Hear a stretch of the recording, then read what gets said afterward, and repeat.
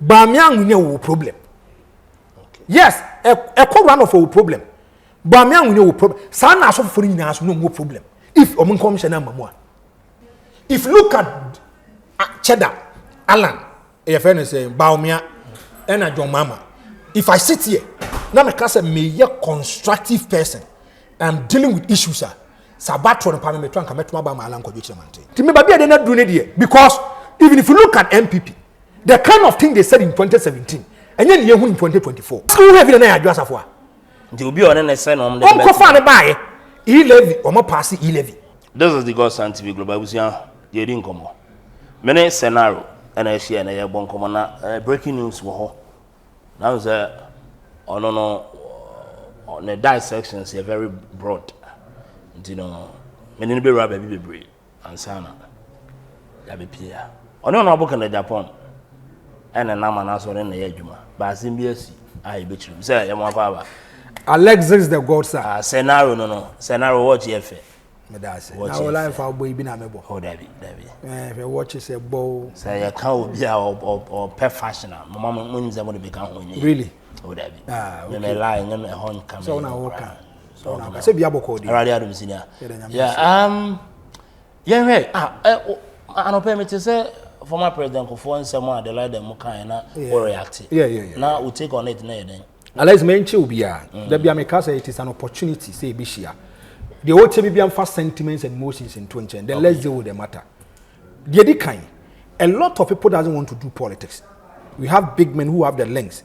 I'm committing me about my Ghana, it's my fun into my PDFra.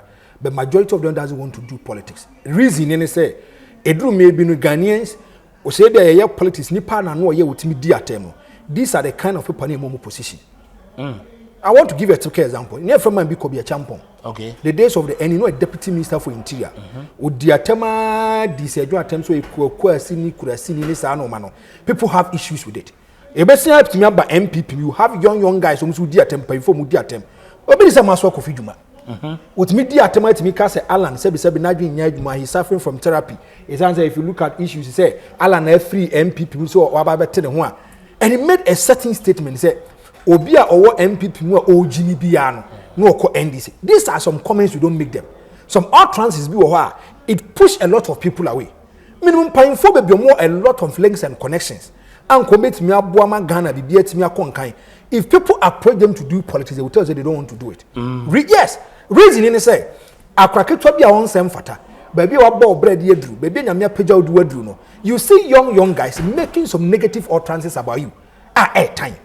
Now, if you look at Jay Kufasa Mayakosuya, Mayedi, Nejama Maya Basa Crass, and say, if you listen to the kind of comment and utterances from the la at the more and about what's the kind of words you ask yourself, say, are we serious?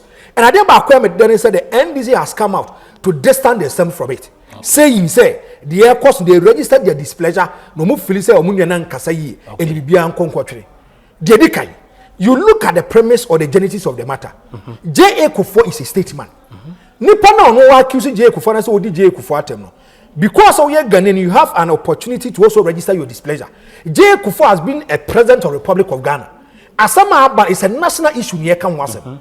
Then if people try to engage him and solicit his idea and ask him, oh, yeah, say anything about then now wait to then you come out and you insult him. And you know, sir.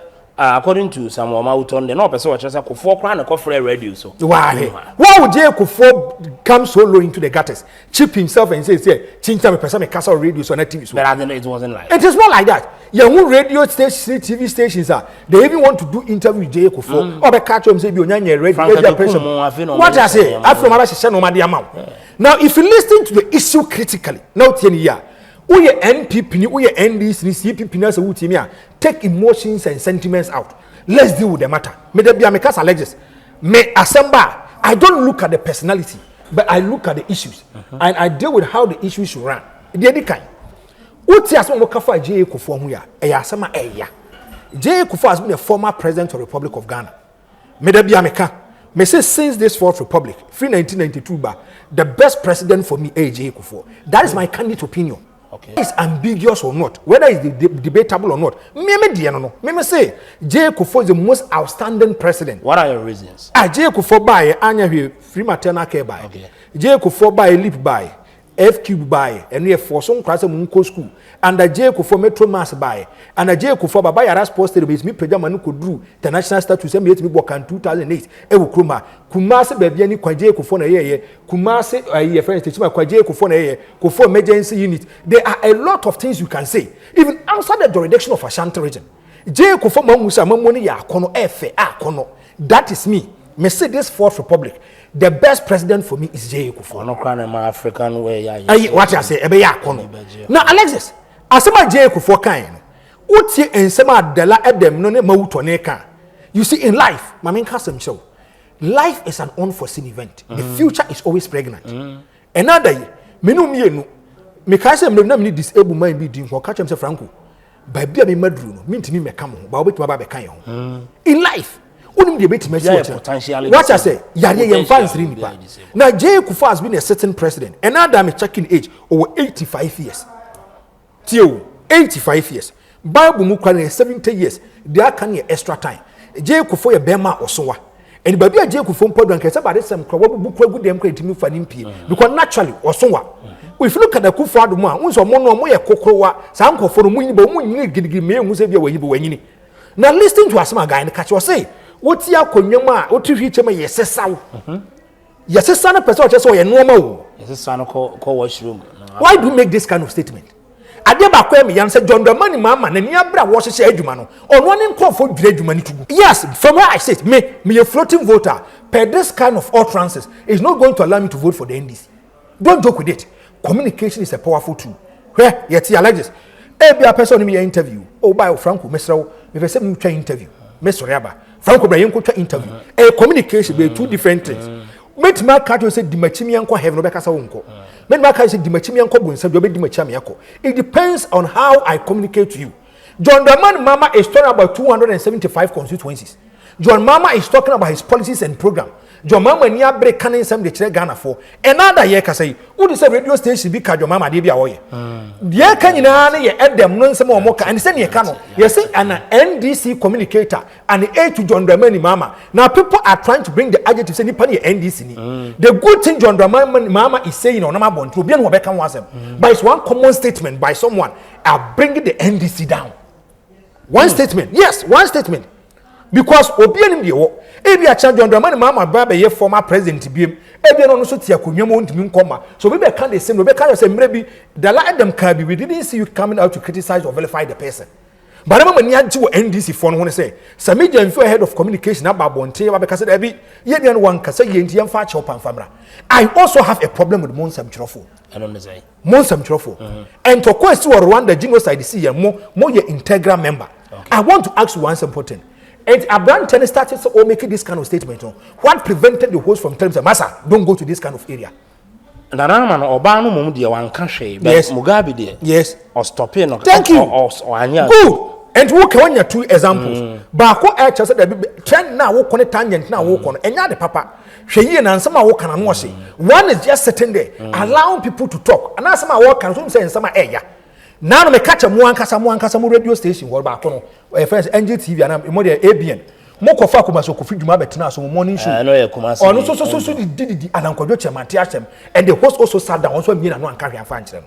Our duty and responsibility is say we have to enlighten and educate people. I mean kasem cho me no me no adwuma ye yi nipa miensa na hwe nipa miensa one the ye ni ma de chen of course two the ne ye pe three do ni ma de chen of course do ni ma wo ni ma de chen no opa di 3000 obeji wodi do no ye pe no obekwa akwa bi book maka do ni ma de to nya start obe hu ba bi ade asem kwa kasa akwa wodi tro ti me o mi na our duty and responsibility bet ma twesa nkofo tu no era be kan ho. That is journalism. So we don't sit down for people to use our medium and say that me the let's attempt, then you just sit down and watch the person. Let's not forget, if you look at J. Kufuor, what is our now 85 years and you're the kid 85 years and you're the kid J. Kufuor. He's an ordinary Ghanaian in Nyabre. J. Kufuor has been the president of the Republic of Ghana. He's one person we seem to be a nationalist. Asama Banti J. Kufuor in Kwanso Kasa. The Boni who Kwanso Kasa. And because of look at the way we try to bring people down, we try to make us as we don't care about it. And look at the kind of utterances. Where's the amount for you for a former president? So no money, akwa kwesa at the time bi go akonwam na wo kuku saa de no me da bia meka se me babusoni ni John Dramani mama nka mepe me ofana na nka mepe babusoni na nka mepe do say I sit down I criticize them constructively doesn't mean I insult them even my basa say me but our tag the issues not the personality and the John mama e bia nka babusoni na nka mepe I will not descend so low into the gutters and bring mama out and insult John Dramani mama but just because Ghana no I say who is when this was say utimi kasa bi obi antimi kan utimi kan they see you to be a good journalist that is what I see but you see papa your friend Nana Akomia Nana Akomia STC obetini wa debate odi watempa so ne kasa da boko obetusu proverbs no de akekan won sam de akere NDC for man bi your friend James Ajenim Boating ono ene ye the director of communication for their running meet very calm quiet man we need ye debate obetina se din won so start so kan sama or yaw pa but this is how we should do it. But obi wo ho a obeyi nanim no odi atem attack the issues not personalities. Asema me kan people might agree or disagree with me but that is the reality. Me no me no tie me da bia me come say me TV new radio so I don't care how people feel and think about me but I'll tell you the reality. Nipa ba ko wa change the narrative when it comes to politics of insult. They say they call politics of politics. If there's a politics issues Dr. Mahmoud Bawumia. When Bawumia was not coming in no, where actually go and look at the kind of politics and I could find Titia and I could find was Shampabwa size 4. And at the bend at Tamas Yare, when Huadi at Tamas Cradi, so a bonus animal. People were not attacking issues, people were attacking personalities. Oh, why near said that Bopana Leza Sonia Go, Franco, or Nimyan Sabako Crana. People did not see the competence aspect. Mahmoud Bawumia changed the narrative, whereby he was attacking the issues, not personalities. On one quality, Mr. 170 questions in relation to the economy. He will use the word incompetent and yet and so he changed the narrative. Now, look at how people are doing it. And if look how it said John Dramani Mama, those people might have a little bit of issues. So you see where stupidness are. Now people are attacking issues, not personalities. That's why I policy and see money. But I've watched a couple of videos. NDC communications maybe or Eastern region. Now I say Dr. Mahmoud Bawumia autistic. You see, because of politics. Yes. Because of politics. Yes. Why should you descend so low into the gutters and do this kind of debate? Dr. Bawumia. They have not responded. Me, my man can't send back control. Now me kind of NDC for say as I'm trying to expose it, but you see, John Dramani Mama, when he was a former deputy minister, cabinet minister. Look at the kind of communication that John Dramani Mama here. John Mama he will accommodate everything. He will tolerate everything. Mama is going to explain matters to you. All of a sudden, John Dramani Mama becomes a vice president, becomes a president. Well, that was the first time I met the word baloney.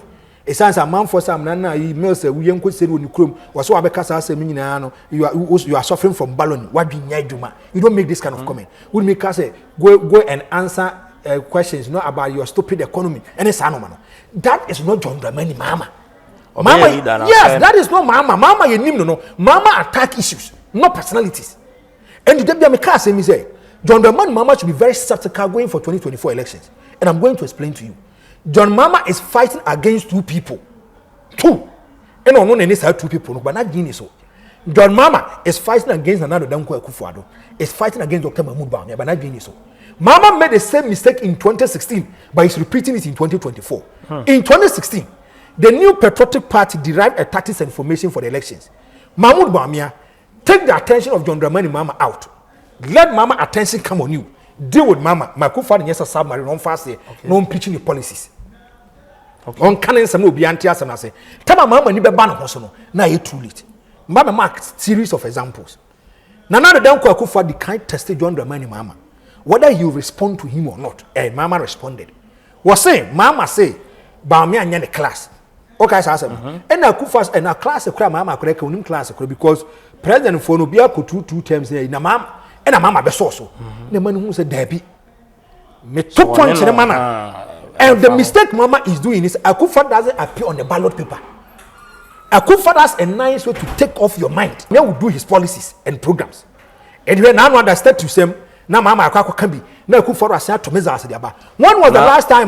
Thank you. Okay. When was the last time we said Bawumia is attacking John Dramani and Mama? Or attacking? Because Akufo the person set a record. That record he wants to set is an unprecedented record in the Fourth Republic. J.J. Rawlings wanted to do some in 2000 when man make 8. J. Kufuor wanted to do some when man make 8. Now if you look at Tamosa on the 24th of July, and upon here with Fuamanedi, your mama, or by Jumam to any friends, we have 2 news for you. News in saying, Bakwe Papa Bakwe Bonnet. Bonnet said John Evans Atamus, a free near corner, the President of the Republic of Ghana. And a true baby, Mama takes over. When music so end to me and can say, NDC breaking 8 a bit my possible. Now, Akufo want to set a record. He said he want to set a record as the first president who leaves power, hand power to his political party member, the vice president. And one, to play it safe, let me divert the attention of John Dramani Mama, Bawumia will take over. But NDC for always have issues with them. But people also think, say, Nanado and final share campaign. What check the last bare 2 months? Okay. Nanado then call Akufo a store in Ghana. And he's trying to do campaign for Dr. Mahmoud Bawumia. Or to Ghana. And it's trying, Alexis, let's be objective, let's be sincere, let's be honest, let's be blunt. 6 months ago, I can stand here and say John Dramani Mama is winning the election with ease. Okay. 6 months ago. Today I can't say it. Hey. Yes, today I can't say it. And your hands down. And your hands down. This is the most dangerous and critical election that we are going for. Most dangerous and critical. 2024 day. I'm telling you, PP is desperate in breaking the 8. The NDC is desperate in delaying the 8. Yeah. If your mama Bawumia, his political career in the NDC, it will close down. They will shut it down. And I'm going to explain to you. Mama at the president. Now, as a Mama Bawumia, then it means the NDC will sit in opposition for 12 years. 12 years. 12 years. There's no serious business person that will do business with the NDC if they are in the house for 12 years. Politics is a business. What Alex Nyame or not say wunya ska. Ope baby adu sika be sha benya dividends, obenya mfaso. And it's always NDC. Let's take it. So Mama will prefer to come again in 2028. Yes. Mama nim so the party now co-opposition. Now the major responsibility of John Dramani Mama is to bring the party back to power. Or the back power, Nana Sachana Kutunu Krafi, so he's okay. Because he took the party from power and he sent the party to opposition. And this kind of elections is too critical.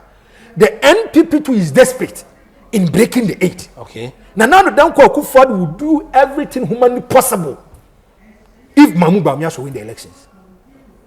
They say ni paye biya so he too is going to do it. And I like this kind of elections is a serious elections. And the NDC were Jumaye, the NPP were Jumaye. But from where I say these two political parties, they be diagro. Omi no hana a good campaign message. I've listened to both political parties. I've listened to the Afrafranto too. My main concept. Okay. I want to be truthful. I want to be honest. If you look at Cheddar, Alan, your friend is saying Bawumia, and John Mama. If I sit here, now I can say me a constructive person.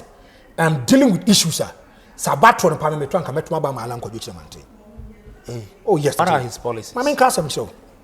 In elections, if you are going for elections, you see a free manifesto. The manifesto is the blueprint and the roadmap of Nippon Free Party mobile power, the kind of things on person way. Me, I don't believe in manifesto. You don't believe in it? I don't believe in manifesto. I'm going to explain to you. In 2016, when NPP was in opposition, my man kind of continue through and through NPP. Me. Oh, okay. Me through and through. But me kasa, I speak as an ordinary Ghanaian, and I'll tell you the reality. When NPP was in opposition, NPP for catch they say, or more bad, they are going to do so many things. One, they are going to build a harbor. It was captured in the manifesto of the NPP. Mahmoud Bawumia san kopiem was and make promise catcher on. So sadly when NPP for abe no ho. Na na do dan ko Akufo kopiem be say Akufo say ta ben na be si harbor Akufo so won kai. Ade o ma manifesto no. Say manifesto no. Sometimes they call over 300 people, they sit down. No ma church be say. You can ask the presidential candidate. Say, oh, be a manifesto. He say, wait, my catch so mad the your copy of Brazil 2014. I see here. Akufo so board the Jame Fair Commission report ne be yedwuma. Countryman so come commission. Okay. Was one kai. Also one kai. That is a manifesto. And this manifesto bet markers say Shambakwa manifesto nko be say nipa na omo twese ade no kwa they cannot even explain it to you. And any problem no. And the problem is, sometimes among your presidential candidates, they don't have in-depth knowledge about some no more. Oh, okay. They don't have in-depth knowledge. The reason why I'm opting for Alan Kwadwo Kyerematen is I've glanced through the book yellow. GTP, I've glanced through my reading. I convince him, mommy. GTP, Alan Kwadwo Kyerematen and a tray. Just not make a tray. On a tray. Say now that Kata Alan and Nabisa and say page 24 will be my catcher. Just not make a tray on page 10 again. Ubet Marcy presidential candidate, Nabisa and say manifesto, no, page 11, then won't mean catcher. So manifesto is a group of people writing manifesto. But if you look at this particular planner, I Alan Kwadwo Kyerematen also the 40 ministers, beba. Or no be president, 40 ministers. Or can you MPP force some the 50 ministers? Your mama saw the 60 ministers. That's answer where you are, bro. Say minister. Metiso. Na make us say. Me no yarding. But say you pay your friend Alan so you try anyway. You try anyway. Name NPP NDC there. Me I'm sick and tired of them. The two of them. Equalization it does. But kuya boni says and Alexis opa that ben won so me no show mo constructive debate to be phobia 2009 obetna so and ye tutiamo and ade ben the reason why we vote I mean cast them the reason why we vote me say we vote say the be Ghana ni ho betimi aton not to re-echo our problems to us. Every politician in Ghana they think about their selfish interest. That's what make it here na ka dondoman mama what the assembly man ye bibia ba be the president e dey no gya no also kwa kofa Mahmoud Bawumia matena by for 8 years. Then no many person breaking the 8. No, we should ask ourselves simple questions. But we did not do no mami can't some.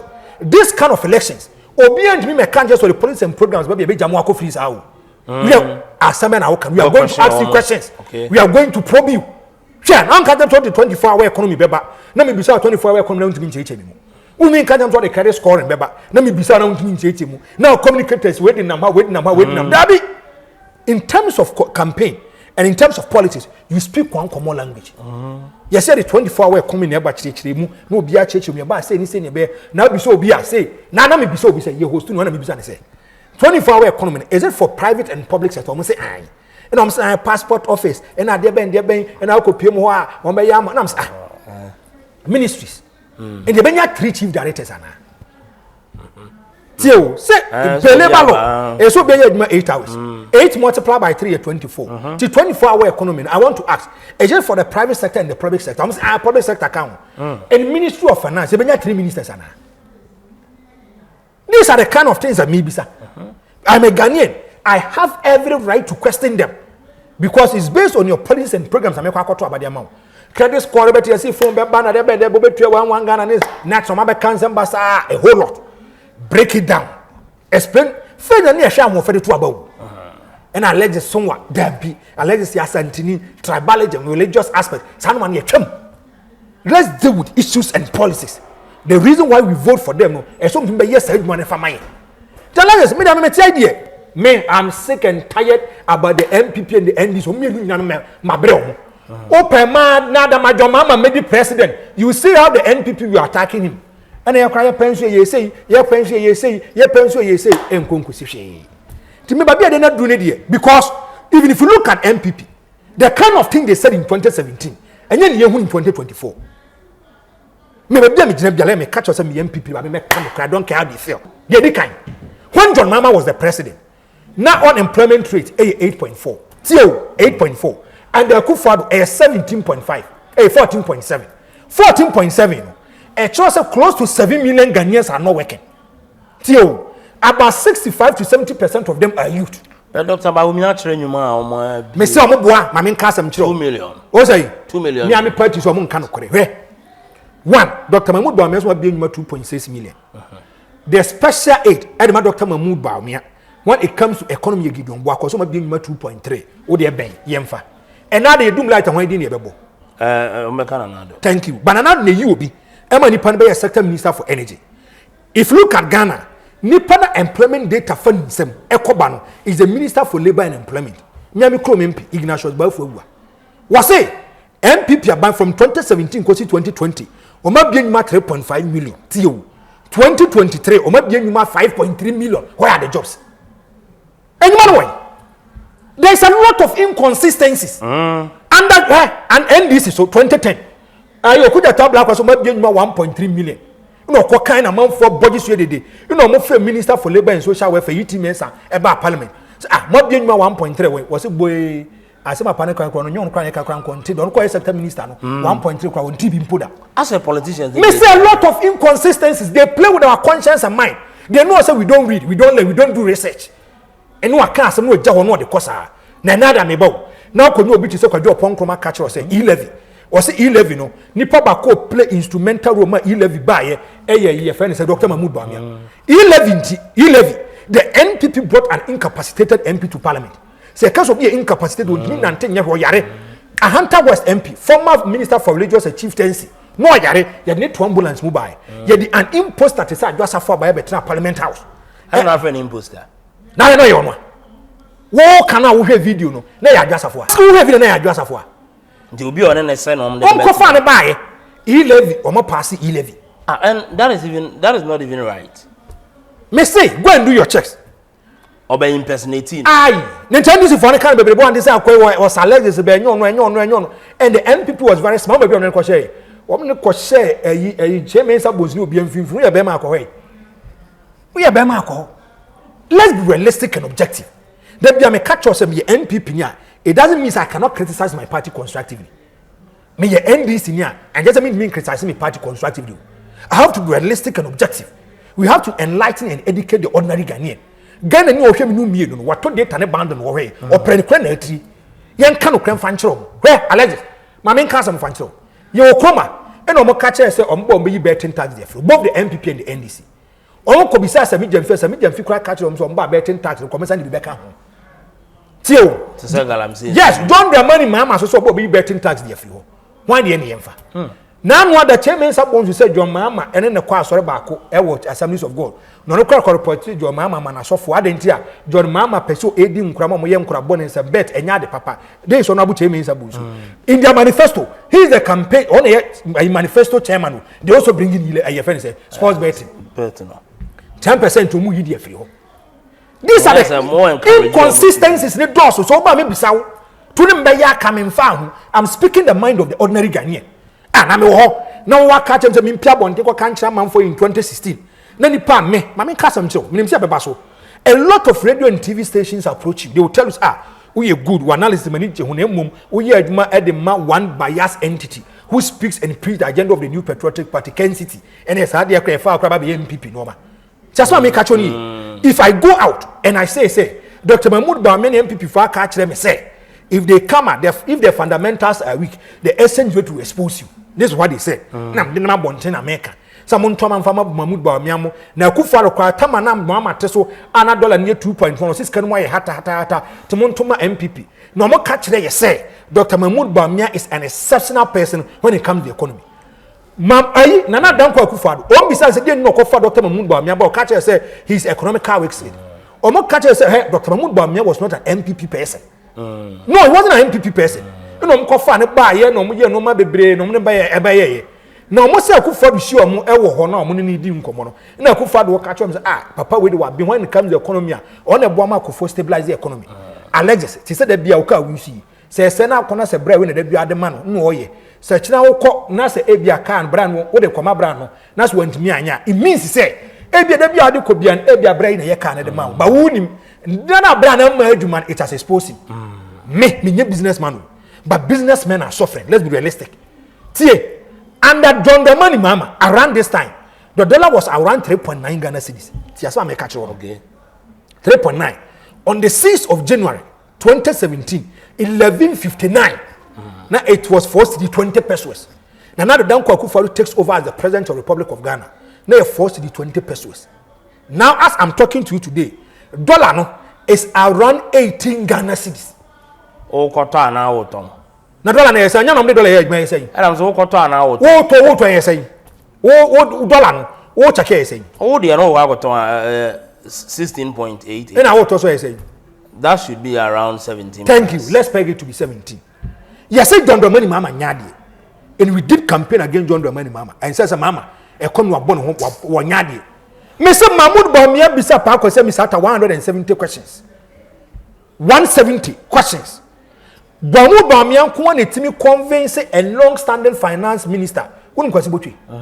A man dad dan kasa asama wo bisa papa na no na so bisa say question no. And this forecast na mo mu lusu aba no. Unso 20 system people for 169 MPs. Say Mahmoud Bawumia questions so bisa yen pa say that ntimi anya no. E count na mo mu opposition. Agreed.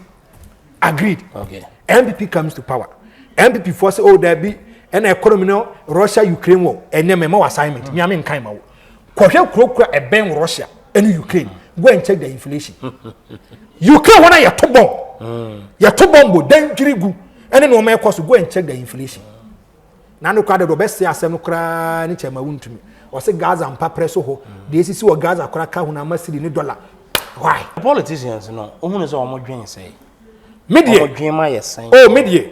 Debbie, I say this and I'll continue to say this. Ghana ni bia wo hwem bia fa asem we 2 3. Every politician is thinking about his or her selfish interest first. And your mind. Every politician is thinking about his or her selfish interest first. Including Obia! Omuya so maba be dwon mabusuya wan so matiasi o mind so. I want to give a critical example. When John Mama was the president, John Mama na busuani ba ko pena na wa ba na fe Joyce Mutari Bawa. NDC for na kaso your family and friends. Aban bag we mu nyina be kan bi. So your family and friends ni sa no ma no. Timi bi. Oh yeah sure say enye ba ko pena ohun ye o ma ben. Bobi say ba ko pena ma. Me I'm not into politics, you know. Bobi, untimi mmo. What you say Ibrahim Mama na de ben Ibrahim Mama. Ibrahim Mama was not part of government. Okay. He was a businessman. Open nipo Ibrahim Mama nyeska pa eje Kufuor. Yeah, I remember.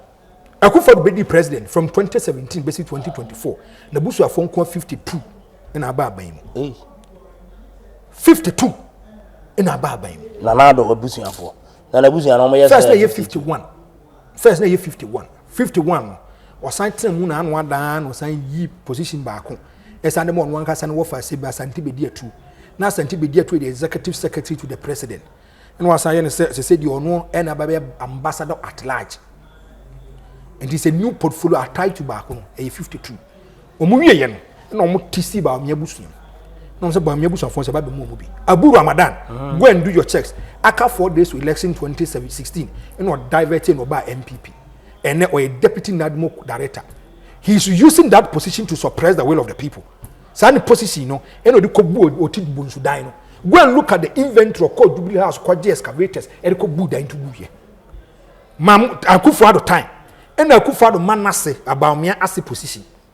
Bawumia say no ye a ambassador to Saudi Arabia, UAE ho. Bawumia MPP ni. The time ana a year Saudi Arabia. Mama Kofa Joyce Mutari Bawa ba no. People had issues with it. Akufo-Addo never dey na mo akwanta. Enyo for onyo ba ko no onye finance minister no road minister in the day. Former road minister, former finance minister in the day. Asante be dey to any. And anu yoko boss na oba no tiwa adodankwa. I say edin na sekeke. Ado no crowd edin na say obi amu ne din. But I'm asking legitimate and legal people. Me say can of to any day. Asante be dey to any day. What the positions na more positions be bia nwani mmere ne kotowo e no de mo. Me de bia me kasa me in 2016. Sanke so bi mfa ne ba pamra na nka yemfa nko yadu ma Akufo-Addo be di president cabinet beko. Because I had faith and confidence within him. And says, Papa, we do need president e be me ya. Akufo-Addo ashase efe be na wi enye in terms of presidency. Sir. And as someone name am de be kai no, oba why name? Bobo bi ma me we. Free senior high school agreed. I'm not into politics. Free senior high school. Now when you politics who is politician, to mo ka bi abeti. So host. Nyame na me be kan obi a. Omo ka bi na busa JDM dia me ye. Me enada. It is a man kan JDM dia na me ka na na do anaje se me ye bias obi be dwene santi minimum that's it. Enada. Free senior high school is a signature project. And man anada dan ko Akufo-Addo. Whether we like it or not. Okay. E Akufo-Addo trump card untimi nya ho here. And this program and policy it has come to stay. Do mama ntimi ntwam Alan ba wontimi ntwam obi no. If you touch it you go to opposition. Free SHS. Free senior high school don't say babeka. And yes, one abana abi person di be 3 months or 4 months. But I've come across a video I say don't get here. I can say about free SHS. No, say Buy between. Miss Asama TTB. But I'm trying to bring a conditionality clause over here. If it is true, I'm highly disappointed in the man. If it is true.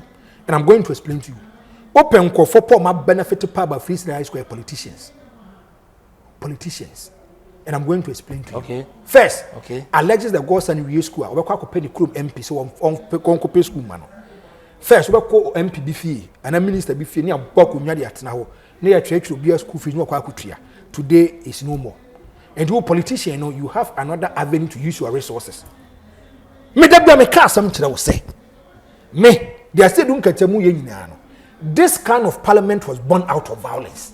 Parliamentary. It was born out of violence. Into no more yenina papa. And I was ready. And to kwankwa from 7 January 2021. Ebesi and to kwankwa.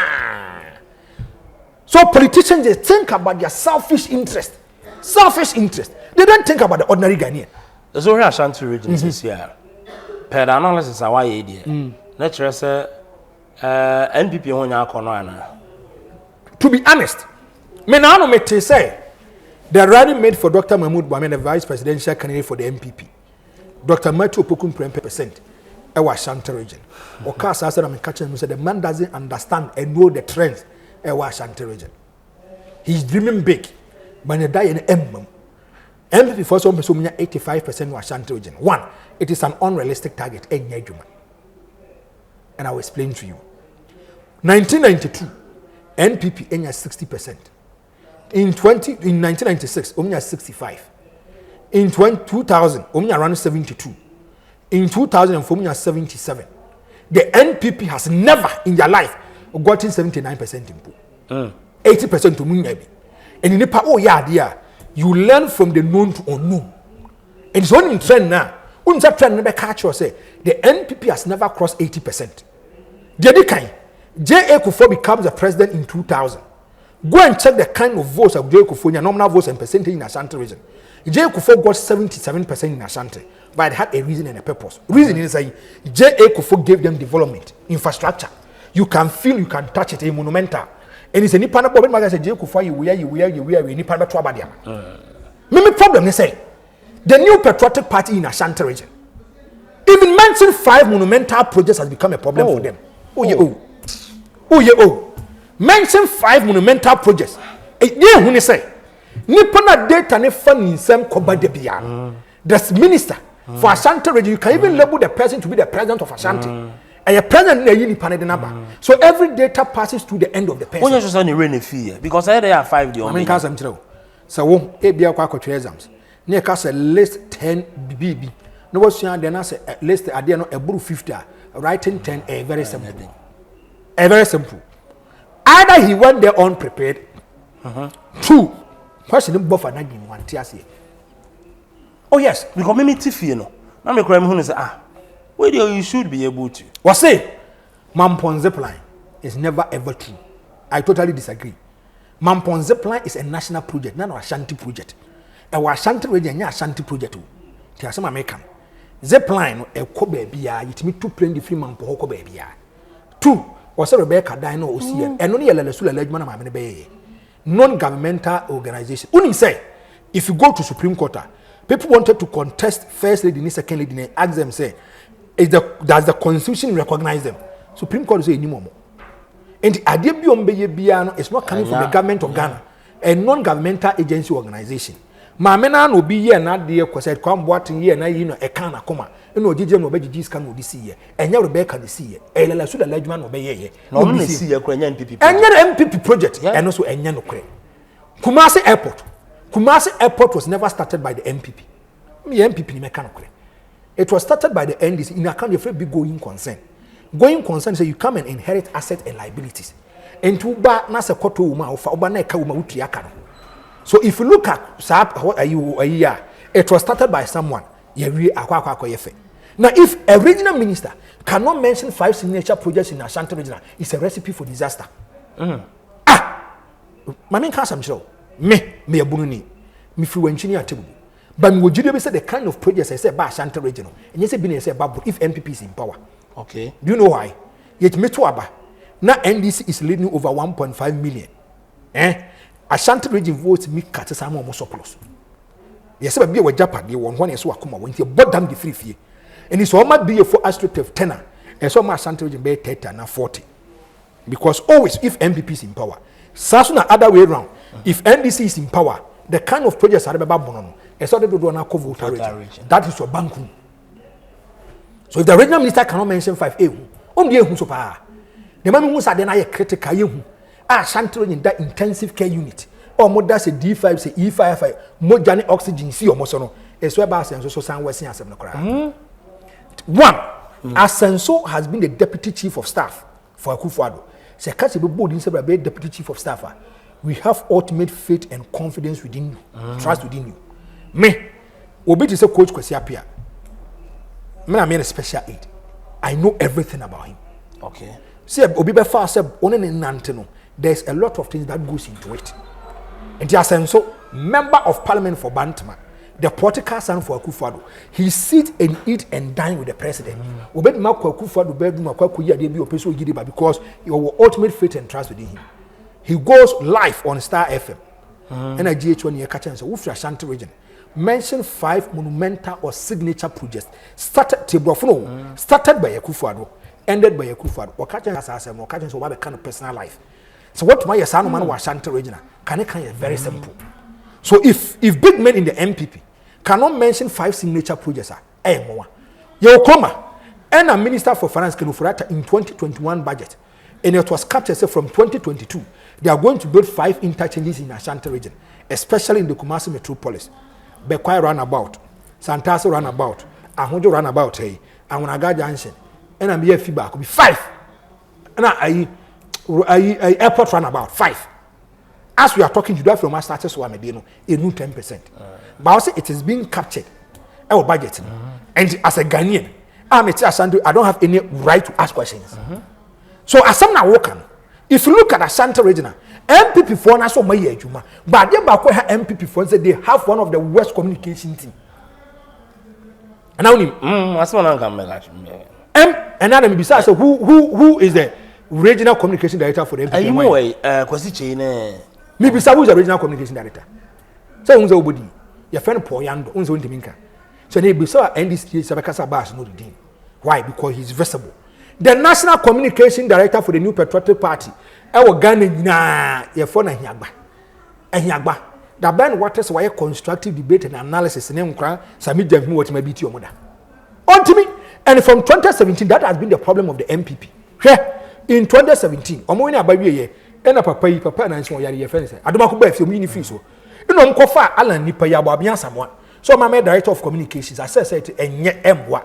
The reason being that one, or your MP for Adenta. Adenta only pa kwa chaya bakupe. Tell maybe I send about press issue Muhiano or to parliament. Everyone to parliament or to committee be so. To tell my assembly baba now you too late. Now you too late. And tell my band so big church no. Then you pan or person church need them diabolic.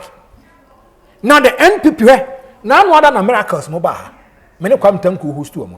And no more check the kind of projects of mine Ashanti region. Evidence based or can we. But my problem is Ashanti region MPP for the president which I say I me go a minister the any asanso dey me na say na mo hwe abutuja kwan no na ade am I was like good so you ask yourself were they prepared maybe I don't talk about issues me dey me hu ne say yes me kai 2012 yes. 2013 NDC for no who say omo core grounds am communicators even omo betimi ya na member say me bet omo timi feed omo even false information ade ni ho but omo ka communicators and say wo jimotoi jiwe ko village ya ko yesi any friend propaganda na see the trust no kore yes but NPP oje anu atema so and you know one problem the communicators no omo need access to they will can so NDC to also have a problem NDC hey and also what remember ma menche wade me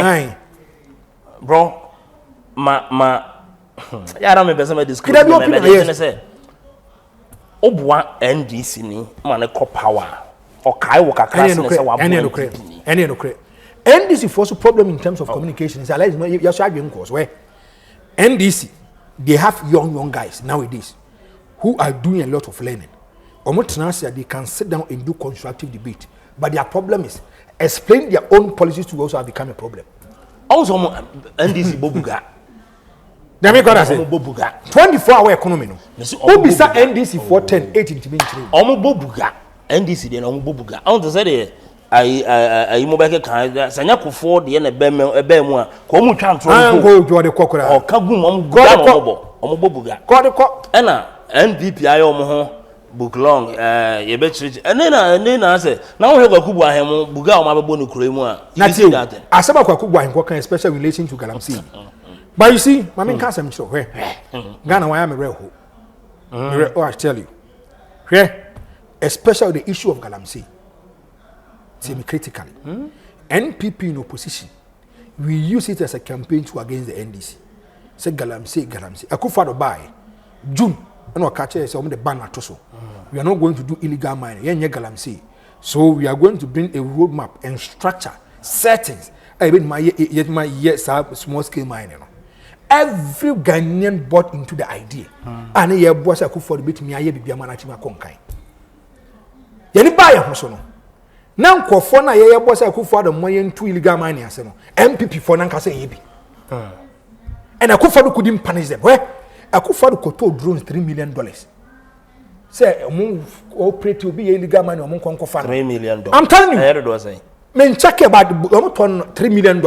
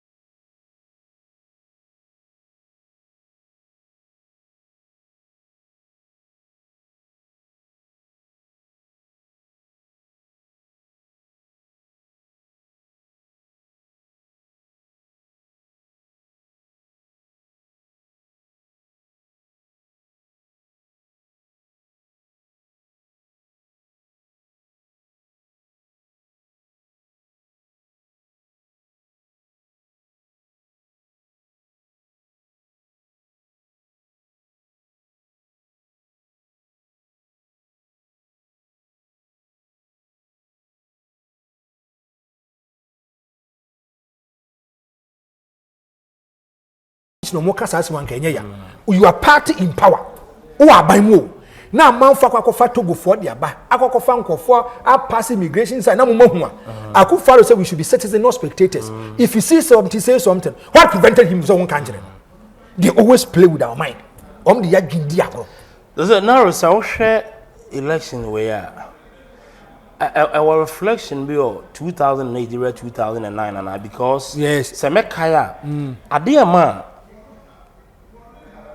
the late president at time was John Evans, or better president. Now, and yes, NDC were yes, but because most of the NPP members decided not to vote. Yes. Oman Twaba. Yes. So Obeka that on another conjunction exercise party, mama party, no man. It's young Twaba no. NPP for now too. Yes. But the NDC people they voted and on the winning. Are we seeing is it repeating itself this year? This year's election, a combination of 2000 and 2008. A combination of 2000 and 2008. One, if you look at these elections, are here quite home. Baby Bako be determining factor for this kind of elections in Ashanti region. Both political parties are here more research. Movement funds are here more research, so they are here. John Mama on your main campaign wa. Tini your main campaign. Now Bawumia ira ba any campaign ko. Alan Camps was spending 19 days. Mahmoud Bawumia is spending 16 days. Okoya John Mama is coming. Mama Koya Napo is coming. Okay. One, Omo who say Ashanti region you don't joke with it. Anytime you go for elections, now the voters turn out per the register, nipa 80% betuaba, now MPP nya 80% that they have won the elections. Voter turnout no. Among betuaba near 80%, now MPP nya 80% in Ashanti region. Oma we abaro. Now MPP said they want to break the 8. NDC force they want to get 30% in Ashanti region. NPP force 85. NDC said 30%. Let me be factual and let me bring it down for you. NDC phone is someone to get 30% to Ashanti. They know. But they know someone can do the job for them. So I didn't be 2000. We don't learn. We don't learn. Today, my catch communication is a powerful tool. And who you are, dear, be very careful.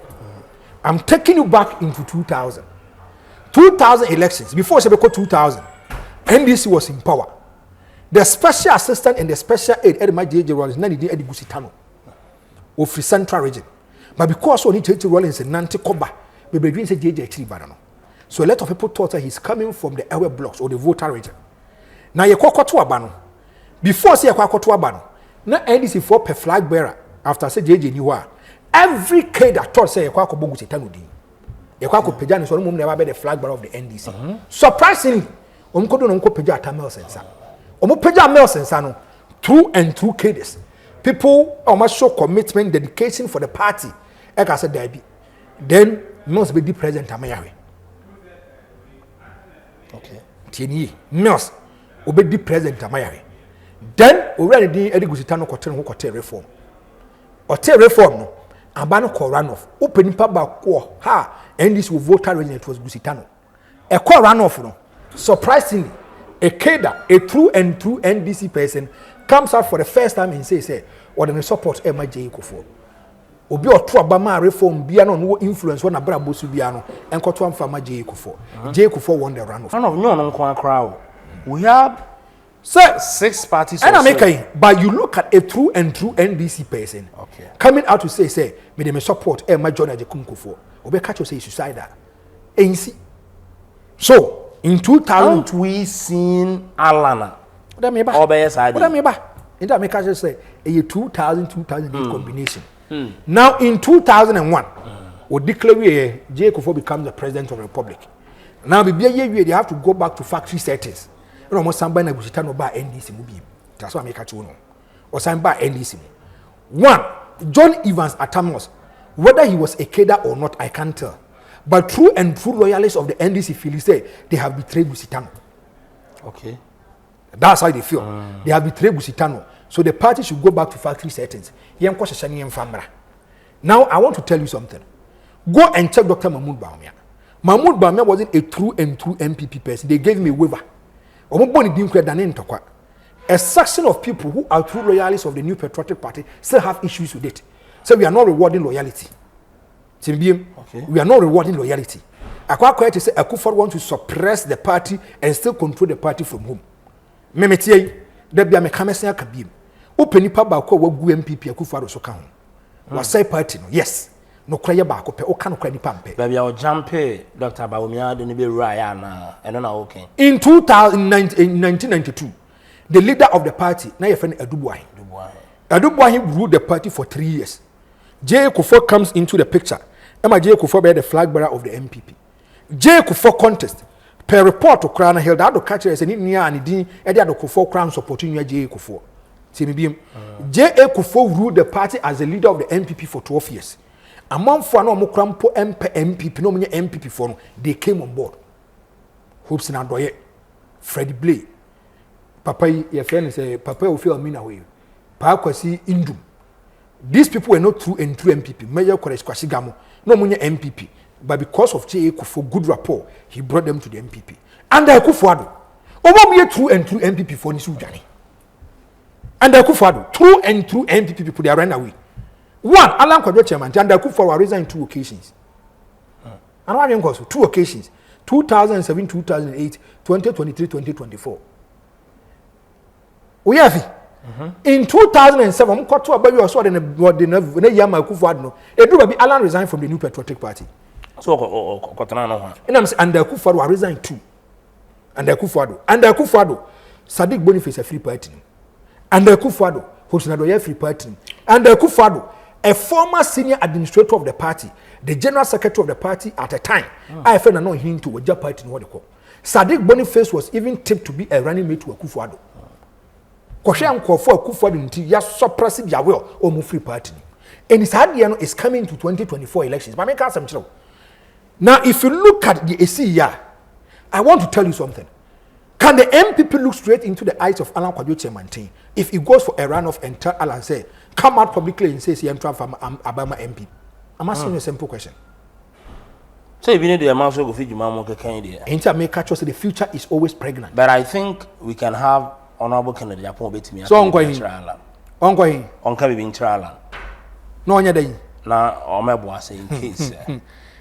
Me say, as I make anything beam, there is no NPP person that can walk straight into the house of Alan, sit him down, and tell him publicly to come out.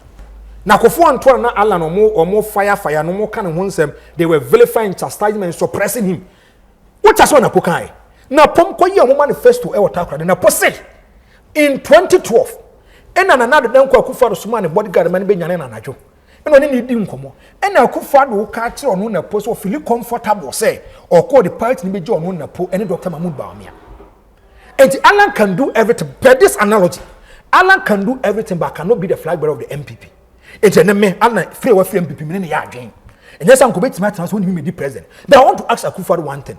Does the party belong to Akufo-Addo? Is it a bona fide property? Because J.A. Kufuor was a certain president. Mostly J.A. Kufuor and Alan Ekon also president. I mean, can't say much. Abraba yebui. Trade date any time we tour. Eh? Unyan no baby, you don't criticize a person. If you get there, you do worse things. J.A. Kufuor never voted in the 2008 internal primaries at Lagos 1 vote. Was it to play his one trouble and Famobia? Akufo-Addo voted. There's nothing wrong with Akufo-Addo vote too. But Obian himself, the internal primaries of the NPP, whereby they suppress the will of the people. Oh, when I see you for the first time, when you are chairman, he said, "Won't you nominate you man some campaign?" Now, some so, if you look at Ashanti region, Obi to say Alan Kwadwo chairman hails from the Ashanti region. I mean, can't say about control. Let's say you have big men you deal with. I have big men I deal with. Me the biameka, bebe nyamia pejima do me den nyamia se. MPP for you meet your more committee. I mean, can't say much. They are true and true MPP people. Omanim o master bo mamu mutrim. Omanim say if you see them, obeka so bi omo no wosere, bo mamu mutrim. There are a lot of businessmen that are not happy with the New Patriotic Party as we speak today. I can mention names for you. Obibini Blackman. Now I know about me about Musho Mutruva. I want to question as more catch. Was some more opposition on the more Muska or more when you free to me cram and father. Are you not surprised that John Drummond Mama basic Kruma no net Tabian? Not surprised. Big men finance some the liquidity who are MPP when they were in opposition. Uko kuhyia saa akasefo no so nyina na no mu di ngoma. Am be meeting bi wa ha. Wona akasefo no di ngoma catch you say baabia nyamnya pagyo maduru no Alan has played about 70% through. No be so almost say when Alan na oye ayi no ye can say trade minister no he was able to identify them. He gave them help. The baby o maduru bia no mda nyamya se ge to so mienu Alan sabe ye trade minister and the Akufo adwa no resources beba Alan sem kakra na nya sika o de be campaign obetimi ba amya de atie gina no wo de command special initiative. Wow. So Alan Kwadwo Kyeremanteng is a true and true Ashanti. Mame can say abatowi in 2016 NPP Ashanti Yomunya 76.77 T 76.77 in 2020 Yomunya 71.65 Mame can say mchiro NDC fonya 26% in 2016 Yomunya 23% 2020 they appreciate the votes by 3% or 26. Let's break it down. 26% na wo ho no NDC for the still intact. Omo. Now the 71%, 76 na drop by 71 no e be Alan Nkofo. Okay. So that time there was no division and factions and camp in the MPP. Ne enkonya internal issues ni premise na ntokwa mai tie. Na ntokwa mai. Ente bi Sadiq Boniface obetu bi di amount. E bi host obetu bi di amount, e bi obetu di amount, and say Nkofo obetu di amount. Now all these people are moving away from the New Patriotic Party. This votes, the more 71, is no more 71%. It's no more 71%. So better. Because this kind of people who say they have allegiance and loyalty and support for someone. I'm not going to vote for this kind of person. Secondly, if you come to Ashanti Regional, 22 independent candidates and an echo for parliamentary. 22. In 2020, Omomoko independent candidates now was coming from the blocks of the New Patriotic Party. No, we had 20. 2022 appreciation by 2. Echo 22. 22. Satam na 2016 no. Ana votes no. 76 no. Satam no na independent candidates. Tiasma me catch no. 2022 co-independence no. A move from 76 by 71. Independent candidates na 20. Say ye 22. Yes, identifying the problem is part of the solution. It tells you there is a problem. Allow Kwadwo Kyeremanteng, the NPP should not play with him. I'm telling you. Open it back bet mama NPP for chances are sure more new president is Alan Kwadwo Kyeremanteng. And this is some 30%. Let's add 1% and from NDC. So must send your growth by 1% to 26, equal 27%. If Alan gets 2%, 1% to Ashanti is a foregone conclusion. Your mama is the president. Maybe say the silence of Honorable Kennedy Agyapong. So that's why campaign. Kennedy is one more MPP for. Honorable Kennedy. Yes, now I'm a catcher and I'm a catcher. Be a me papa one more MPP for. The choice. Our case of Mumfama na post na pomeya running mate is a recipe for disaster. Oh yes, me come and knock me. I don't care how you feel. Honorable Ken lobby man ye fa na ko. Ken say. See, Ken say. And I have Ken say so man mo na podin a. Ono no onye na dwen da so ba be campaign. Bo mbo na podin dia. Dia shi be jaba be campaign. Meboa. Ase no kro ka ase nkrofo bo no mo nyina campaign. Enti biza yes, ankofo no they are alliance with referend Dr. Mahmoud Bawumia. Okay, how come say more? Yes, and how comes in the coastal belt no pare ansamo any campaign manager ne sa ankofo no. Unso ne Bawumia ne nam. But Ken prefers when he needs to for any ejuma. So he also run the edit my two poku prempe. Now Supreme Court cast me obedi asem court. No say Council of Elders no until says that the entire Council of Elders need to present for a wonfa. In the Supreme Court to say per their ruling, say futu enya force. Opa wonfa. Another yet ebi am no ne koba say Franco nsano mo nya ma penye. What to me for? Me pa me fa. It's either say na pomutu for a wonfa anabia wa shada anasa na otie. Because I said that answer me because be our position there. Or said that says so you know how bro. In Jamaica in 2016, John Mama made a mistake.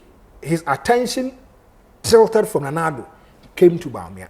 Then he banned Hosna Summer Nab Nanado. Aye, Jumani Navy. Either so say be an apostle any tactics of formation to speak negativity. And then never ban Hosubiano. Now I say na too late. Yejai Sir Frank na ya baby pa na watu ane nyuma so ene menim se ya besa na di ngomo foforo before yeah man we are wrapping up. To you, yes, or your analysis, or your deep thinker, you know a lot. Election be prophets be you or more. We see. Do you believe in political prophecy? Me call the Church of Pentecost. Okay. Me a Pentecost. When my katina na katima me. Church of Pentecost. Me a Church of Pentecost ni. Me call sorry wo twum di ase. E wa yi di ase new side. Kote side o. Me, I don't believe in this kind of prophecies. But nipa ba kwa na me gini di pa was also bempa. Now Jinidi, okay. When it comes to I've had an encounter with him before. Tell me what tertiary. You need probably know UCC a friend or Bernard Taylor. No, yet this kind of a source or not necessarily for more common and the prophecy no maybe you know. And if you look at especially 2012, 2016 elections, the prophecy be or professor Yebia came to pass. Okay. In 2012 was NPP for Bawumia. He saw the flag of the NPP coming from up, NPP for the NDC for the Nkoso. Akufo-Addo will win the elections, it will go to Supreme Court. He said that. He said that. He said it, and it came to pass. 2016 election, Penny Paba with me, yeah, constructive, consistently. It was also been passed. So Messina started dying, and it's no man. But where I see today, I've changed the narrative. My changing tangent, you know. Do you know why? These prophets, I have problem with them. My problem I have with them, they say. So what do you say? You peddle yourself in politics, we will address you as a politician. Oh, okay. Oh, yes. I'm addressing as a man of God. Maybe the say me a political pundit. I don't deal with spiritual matters. Me spiritism. I'm naive about spiritual issues. And so catch them saying, "Unu nyankopon di nko, me nyankopon kra ne di nkomo." Say na bi sum bala bosom. E bi sum normal. But when my catch so nyankopon di nko, me I don't. And you cast all the basa na I have a problem with it. I will deal with you. Me problem they say. Nkom senador so do nyankopon baako kasa kire prophets by 10 obia ne de obia ne de wo ho a ayi baako yi ayi najagezi bam no de abebom wo ho a opambo bam no de abebom wo ho a we bam no de abebom wo ho a bam and you see where mama kan sem baako asofofo ne ti ase say unya ba bonte be ka politics ho nkomo a you don't have a private life again. Oh, okay. That is one thing they are failing to understand. Me, I'm talking publicly, I'm doing politics. Okay. Obia Ohebia has the right to criticize me constructively. I want to give a typical example. Obia himself the MPP, but sometimes very strong on the MPP. In an annual that speaker Mwishu Sibai, and I'm saying speaker will go down as the worst speaker of parliament. Me from where I sit, and I'm saying to the minister. No, why am I be Chicago, say friend Frank Abuaji. Or Palana, hey, Franco, I could just get MPP for Yambe Tria or Canis Anomano. But I sent me a message say, it is an opinionated thing. Into probably my chastise or vilified me. But so who do me a cancer, me just can only hope. Also, the Alan at you. At the Achen Alan Sobeka said, their bag many and yet. He should also respect the Supreme Court because Parliament is not masters of their own rule. And I'm so Nipana Udinechino. I was Udinechin, you say no, so I can tell and so I could just Ghana. Now, what I want to tell you, they say, see me, my problem with a suffer for and say, or more can say we now person criticize or more. No person there who be too nipaso. No, no, say my hair never was Dr. Bawumia baby. Yes, maybe so. Say maybe so. Mr. Muncha tape into me. I come back 3 days, 3 weeks near Kwakotwaba. Say a call run off with detail one. Bawumia we no problem. Yes, a call run off a problem. Bawumia we no problem. Sana so for no problem. If omun commissioner mamwa. Yes, Nyamen Crawford be prophet or your official mouthpiece of God. They decode into the mindset of God and speak what will happen in the future. Nyankopon niatro. Nyame oniatro. But no prophet Agyapong say the entire ocean come itimi to fa ho no. Say e be ma Nyankopon ama wo ho ni say wo ye nipa bro ho ase. O say I said the entire come ne fa no. Tuwa baby wa ko school no baby wa bo bread. Obisa sa obka sa how did you feel? Was he able to convince you? Answer to me no. To me. It's not relevant at all. And not relevant. And I make catch or say, from prophets, they speak into the mindset of God. the Yankopon person work and work. The Yankopon person more can no more. And Yankopon ma unko ditro. Yankopon ma won cancel ma emmo. But these prophets will say this we become Yankopon baako. Yankopon baako. They say Yankopon baako na catch a kusi apia. I karifi say ayi be Bawumia be win it. So if you buy Abraham or Bawumia be win it, why so cry bi? Oh, be so cry ka bi. Say kusi boaten ono so aka Bawumia be win it. Now what trust the other side. Then they engage the baby boom. Now we also be empty the baby boom or palm body the baby boom. Ready the baby boom. Yankopon baako no. Some kwanchian kramo almost Giving different prophecies and interpretation to people. Ekobani say we so then you bring yourself to ourselves to do politics with you. Mama can't say me papa on. Nyame ato ne safro on the 10th of February 2017 your friend Kofiado. My papa was an education director. Okay. Ofra tebu. Mama can't say me papa call pension. Utim be turn living room was round much be 5:30 no adware. No be turn living with TV kakra say ya no aso no otewo. Wo hwe MPP ni kasa no atie. Ohun say ndis ni kasa no adu na no ye firi ho. Obetima transfer time ne ho bia be 20 minutes obeto na ndis ni na kasa. So wa no afrem say memra me intie politics. Na me to am so Kofi. You are going on a dangerous line by unim. No say aden. I'm say I mean can say mchiro. You know me as a political pundit. Me can no crash ro. Da me hu say wo ye politics awasem ba bia papa me bo abaso onipa mu. Say ye bone a I will criticize you constructively in public. In public, me no bafia we talk in the closet as a father and son. E say so for 40 years so me about public say omo do me prophecy badia na say mama we are going to criticize them. One rock atachi no pambo. E no man kasa asema. Me video me say that ni asem pop pambo kan. But ma hu say omo nsem no e trendy ene sa no ma ama hu say okatachi atubi amane no. Pambo ko kan say Ghana card no.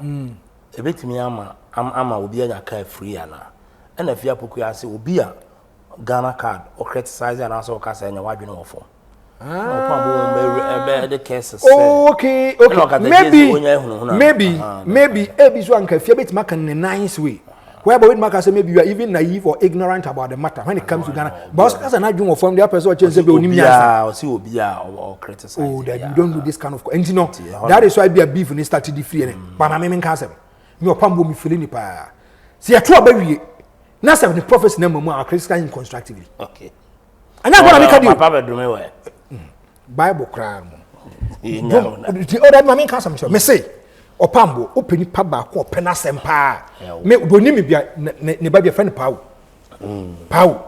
da bia me kan say catch papa say me pena sem me ba mo ash cry no me ye program bia cry me tia papa but tia say me ka me say papa ko fiado ode ne hu be wura politics me ka say Kofi o ko a dangerous line so when na ko politics na say wasemba I will address and attack you as a politician tia say me ka kire opambo say Nyankopon yi a kire ne say John Dramani Mama is going to be the next president meboa also bempa say Nyankopon yi a kire ne say John Mama is going to be the next president meboa kusi boaten so aka kire say Bawumia akwai karifi say Bawumia Brahim oba yi say Bawumia acha ye 3 weeks ene by this time 3 weeks by this time Monday either say we are going for a runoff and John Mama a president and Bawumia a president and Alan a president you get to know a bus asu here if you are punching them left right just ma make catch on ye bogo mu veins nim die me ye twensem di pia mo bia me hwenhu bia wokroma wo na me general cases dabi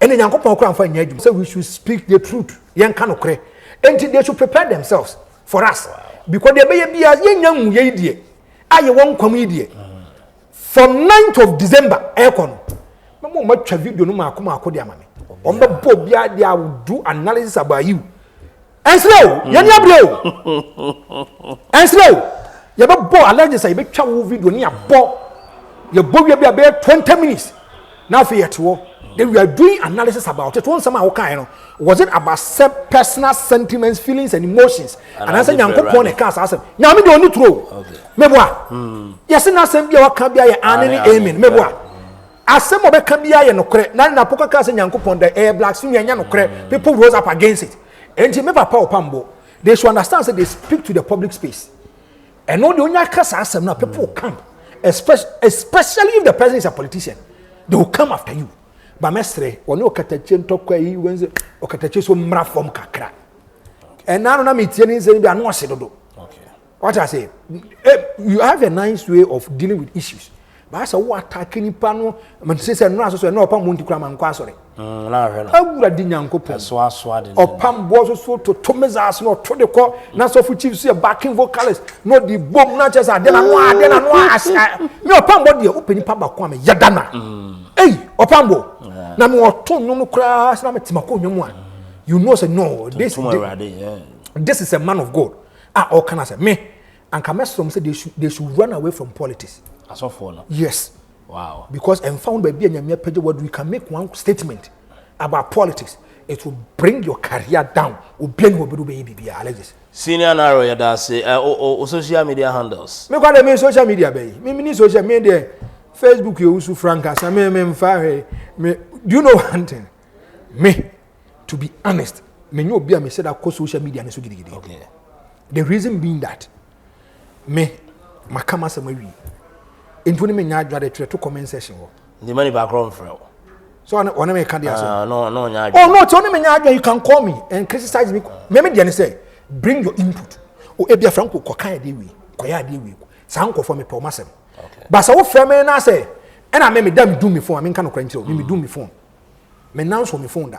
Adwuma we aye do me phone. Asem bi ni na. Asem dey hin. Yes, mo area na. Me ma me kora to me phone anya yi, ma me nkyerɛw.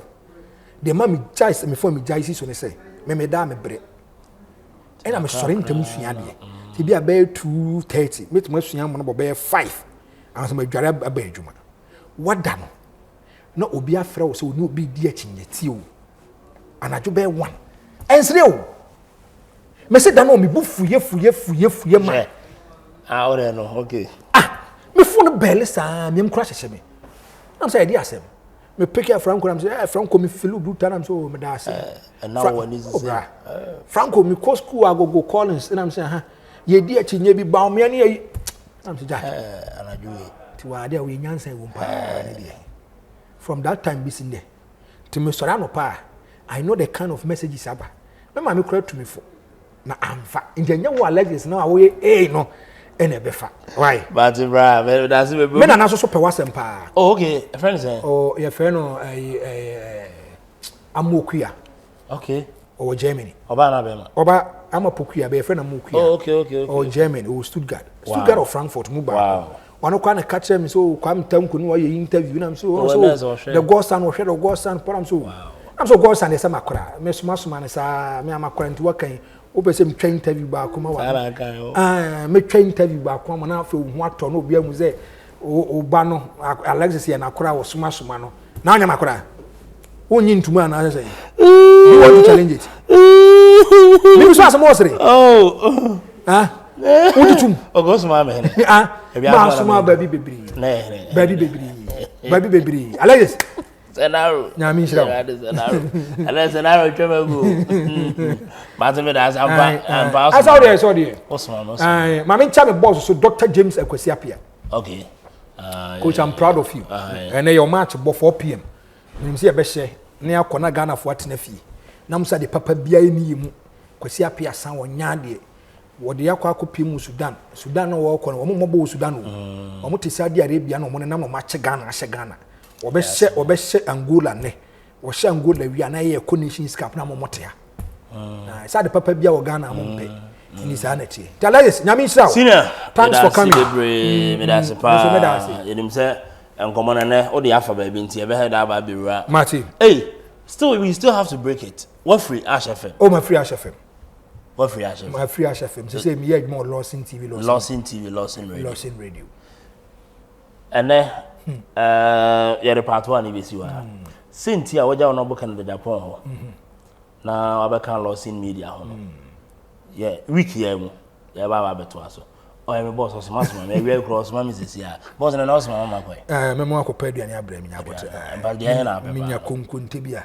Okay. Ti be relax. Ape wele ne my boss. Ko bi ne fagu mi so. Ti dey nyabote. My boss mate. Obra ho asese ya. My boss. Ba bia obehia bia meba. Bro ho asesa wate. Na nyame be hira wo. Bacho mate me boss. Ono ana suma me dey nya ne. Wow, no ana ja me boss. Ya da mo ase be doctor ni mo ni wa scientific hospital. Bacho o kan yare na yen yama ono oduro o kan yare na yama oduro and also Remy spices ene bronya na ebe yo shall say jollof pipia obehe busua no mo mo remi me dey na the Alexis the godson thank you very much e be go part 2